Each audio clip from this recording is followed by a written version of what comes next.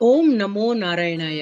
భగవద్భక్తులారా, విష్ణు ప్రేమికులారా, వరాహస్వామి క్షేత్రాలను గురించి తెలుసుకునేటువంటి పరంపరలో మనం గత 2 భాగాల్లోనూ శ్రీ మూషణం మరియు సింహాచల క్షేత్రాల గురించి తెలుసుకున్నాం. ఈరోజు మనం తిరుమలలో ఉన్నటువంటి వరాహస్వామి ఆలయం గురించి తెలుసుకుందాం. భూ వరాహస్వామి ఆలయం తిరుమలలో ఉంది.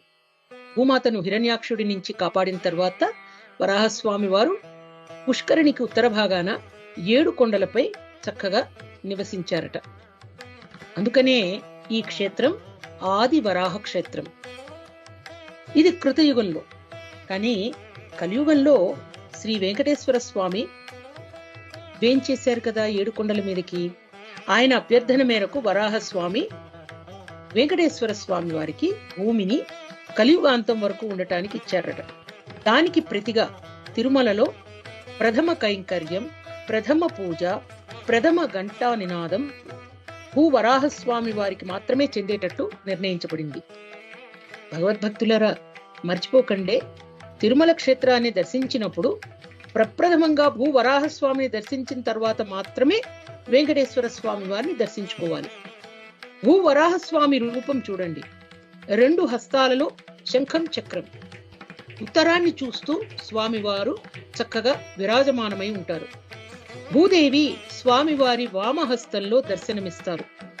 వామ పాదాన్ని పైకి ఎత్తి భూమాతను కాపాడుతూ ఒక చిన్ని పాపాయిలాగా భూమాతను ఎంత చక్కగా ప్రేమతో, అనురాగంతో వరాహస్వామి వారు చూస్తున్నారు, కాపాడుతున్నారు చూడండి.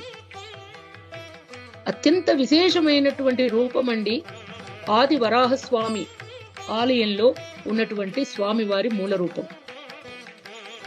హిరణ్యాక్షుణ్ణి సంహరించి భూమాతను, ఈ వసుధను కాపాడిన వైనం అద్భుతం.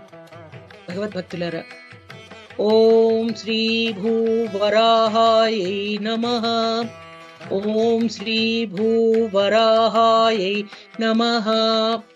దివ్య క్షేత్రాలు వరాహస్వామి వారివి తెలుసుకునేటువంటి పరంపరలో తమిళనాడు రాష్ట్రంలోని శ్రీమూషణం, ఆంధ్ర రాష్ట్రంలో ఉన్నటువంటి శ్రీ వరాహ లక్ష్మీ నరసింహస్వామి రూపం సింహాచలం, మరి విశేషంగా భూ వరాహస్వామి ఆలయం తిరుమల.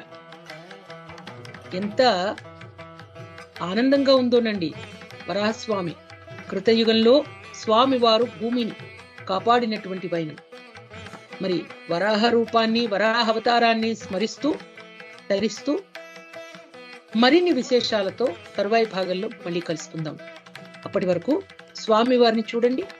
భూమాతని ఎంత అనురాగంతో, ఎంత ప్రేమతో అలా పట్టుకుని, ఒక చిన్ని పాపాయిని పట్టుకున్నట్టు ఆ విధంగా హిరణ్యాక్షుణ్ణి దునుముతూ, హిరణ్యాక్షుణ్ణి సంహరిస్తూ తిరుమల క్షేత్రంలో వేంచేసి ఉన్నారు. స్వామివారి రూపానికి నమస్కారాలు తెలియచేసుకుంటూ, గోవింద హరి గోవింద, గోకుల నందన గోవింద. జై శ్రీకృష్ణ. మరిన్ని విశేషాలతో మళ్ళీ కలుసుకుందాం. కర్మం గురించి తెలుసుకోవడానికి జగద్గురువైన శ్రీకృష్ణుని కృపతో మనమంతా డాక్టర్ భవానీ మాతాజీ గారి ప్రవచనాలు విందాము.